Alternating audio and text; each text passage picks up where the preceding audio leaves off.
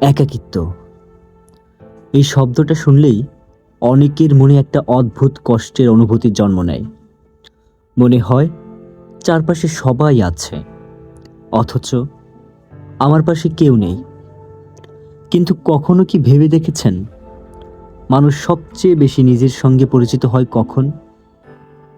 যখন সে একা থাকে। দিনের শেষে যখন সব শব্দ থেমে যায়, ফোনের নোটিফিকেশন বন্ধ হয়ে যায়, চারপাশের মানুষগুলো নিজেদের জীবনে ব্যস্ত হয়ে পড়ে, তখন আমরা হঠাৎ করেই নিজেদের মুখোমুখি দাঁড়িয়ে যাই। আর সেই মুহূর্তটা ভয়ঙ্কর, কারণ পৃথিবীর কাছে আমরা যতটা পরিচিত, নিজের কাছে আমরা ততটা পরিচিত নই। কার্ল জাং বলেছিলেন, যে বাইরে তাকায় সে স্বপ্ন দেখে, আর যে ভেতরে তাকায় সে জেগে ওঠে। একাকিত্ব আমাদের সেই জাগরণের সুযোগ দেয়। আজকের পৃথিবী, মানুষ আগের যে কোনো সময়ের চেয়ে বেশি সংযুক্ত। হাজার বন্ধু, শত পরিচিত, অসংখ্য ফলোয়ার, তবুও মানুষ আগের চেয়ে বেশি একা। কারণ সংযোগ আর সম্পর্ক এক জিনিস নয়।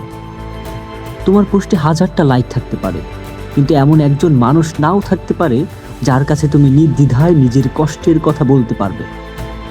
তখন বুঝতে পারো, একাকিত্ব আসলে মানুষের অভাব নয়, একাকিত্ব হলো বোঝাপড়ার অভাব। ব্লেস পাস্কাল বলেছিলেন, মানুষের অধিকাংশ সমস্যার সৃষ্টি হয় কারণ সে একা একটি ঘরে শান্তভাবে বসে থাকতে পারে না। আমরা সব সময় ব্যস্ত থাকতে চাই। কেন? কারণ নীরবতা আমাদের নিজের সত্যের সামনে দাঁড় করিয়ে দেয়, আর সত্যের মুখোমুখি হওয়ার সাহস সবার থাকে না। জীবনের কোনো এক সময় তুমি এমন একটা রাতের মুখোমুখি হবে, যে রাতে তোমার চোখে ঘুম থাকবে না, থাকবে শুধু কিছু প্রশ্ন, কিছু অপূর্ণতা, কিছু হারিয়ে যাওয়া মানুষ, আর আর কিছু স্মৃতি, যেগুলো তুমি ভুলতে চেয়েও ভুলতে পারোনি। সেই রাতে হয়তো তুমি কাঁদবে, হয়তো মনে হবে তোমার কষ্ট কেউ বুঝছে না। কিন্তু বিশ্বাস করো, মানুষের জীবনের সবচেয়ে বড় পরিবর্তনগুলো শুরু হয় ঠিক এই ধরনের রাত থেকেই। কারণ অন্ধকারই মানুষকে আলো খুঁজতে শেখায়। ফ্রিডরিখ নিশ্চে বলেছিলেন, যা আমাকে ধ্বংস করতে পারে না, তা আমাকে আরো শক্তিশালী করে। তোমার একাকিত্ব ঠিক তেমন। এটা তোমাকে ভাঙতে আসে না, এটা তোমাকে তৈরি করতে আসে। পৃথিবীর অসংখ্য মহান মানুষ তাদের শ্রেষ্ঠ সৃষ্টি করেছে নিঃসঙ্গতার মধ্যে।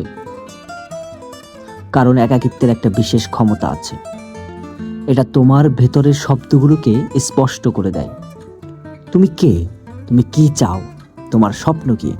এসব প্রশ্নের উত্তর ভিড়ের মধ্যে পাওয়া যায় না, এসব উত্তর পাওয়া যায় নীরবতার মধ্যে। জালালউদ্দিন রুমি বলেছিলেন, নীরবতা ঈশ্বরের ভাষা। হয়তো সেই কারণেই একাকিত্বের নীরবতা এত গভীর। আমরা প্রায়ই ভাবি, যদি কেউ আমার পাশে থাকতো, যদি কেউ আমাকে বুঝতো, যদি কেউ আমাকে ভালোবাসতো। কিন্তু একটা প্রশ্ন কি কখনো নিজেকে করেছি? আমি কি নিজেকে ভালোবাসি? আমি কি নিজেকে বুঝি? আমি কি নিজের পাশে দাঁড়াই? কারণ পৃথিবীর সবাই একদিন চলে যেতে পারে, কিন্তু তুমি কখনো নিজেকে ছেড়ে যেতে পারবে না। তাই নিজের সঙ্গে বন্ধুত্ব করা শেখো, নিজের সঙ্গে উপভোগ করা শেখো, নিজের ভেতরে একটা পৃথিবী তৈরি করো। রবীন্দ্রনাথ ঠাকুর আমাদের শিখিয়েছেন, যদি তোর ডাক শুনে কেউ না আসে, তবে একলা চলো রে। এই লাইন শুধু একটা গান নয়, এটা একটা জীবন দর্শন। সবাই তোমার পাশে থাকবে না, সবাই তোমাকে বুঝবে না, সবাই তোমার স্বপ্নে বিশ্বাস করবে না, তবুও তোমাকে এগিয়ে যেতে হবে।